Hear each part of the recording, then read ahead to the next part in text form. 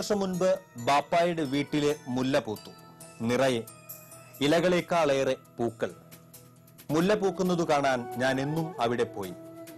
മരം നിറയെ മുല്ല മൊട്ടിട്ട് പൂത്തു കൊഴിയുന്നു. മൂന്നാം ദിവസം പൂമെത്ത, അതിലോലമായ വെളുത്ത പൂമുറ്റം. കാറ്റിൽ ഇതളുകൾ തിരിഞ്ഞും മറിഞ്ഞും കിടന്നു. എന്റെ മനസ്സും അതിൽ കിടന്നുരുണ്ടു. നടന്നുപോയവൾ എന്ന തന്റെ പുസ്തകത്തിൽ ഷീബ അമീറിന്റെ വരികളാണിത്.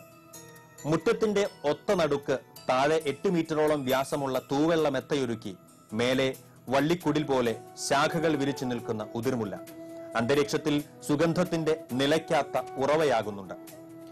ഒരു ചെറു കാറ്റിൽ പോലും നിറയെ കൊഴിയുന്ന ഉതിർമുല്ലയിൽ എത്ര ഉതിർന്നാലും പൂ തീരുന്നില്ല. 12 വർഷം മുൻപാണ് എഴുത്തുകാരിയും സാമൂഹ്യ പ്രവർത്തകയുമായ ഷീബ അമീറിന്റെ തറവാട്ട് മുറ്റത്ത് ഉതിർമുല്ല നട്ടത്. നഗരങ്ങളിലെ വീട്ടുമുറ്റത്തെ തോട്ടങ്ങളിൽ പെറൂണിയയും ബിഗോണിയയും ആന്തൂറിയവും അവസാനം ഓർക്കിഡും നിറയുമ്പോൾ മുല്ലയെ സ്നേഹിക്കാൻ ആരുണ്ട്? പണ്ടൊക്കെ കിടപ്പുമുറിയുടെ ജാലകത്തിനപ്പുറത്ത് മുല്ല നടാറുണ്ടായിരുന്നു.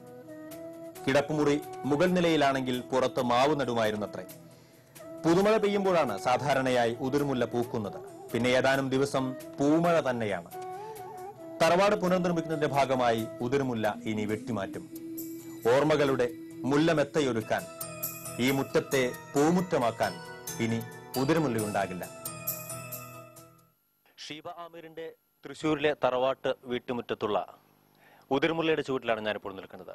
സസ്യലോകത്തെ അല്ലെങ്കിൽ പൂന്തോട്ടങ്ങളിലുള്ള വളരെ മനോഹരമായ ഒരു ദൃശ്യമാണ് നമുക്കിവിടെ കാണാൻ കഴിയുന്നത്. സുന്ദരമായ വെള്ള പരവതാനി വിരിച്ചു നിൽക്കുന്ന ഉതിർമുല്ല ഇതളുകളും ഒരു വള്ളിക്കുടിൽ പോലെ നിൽക്കുന്ന ഈ ഉതിർമുല്ലയും ശരിക്കും കാഴ്ചയ്ക്ക് വളരെ മനോഹരമായ ഒരു അനുഭവമാണ് നമുക്ക് നൽകുന്നത്. TCV ന്യൂസിനു വേണ്ടി ക്യാമറമാൻ ആഷിഖിനൊപ്പം ബൈജു.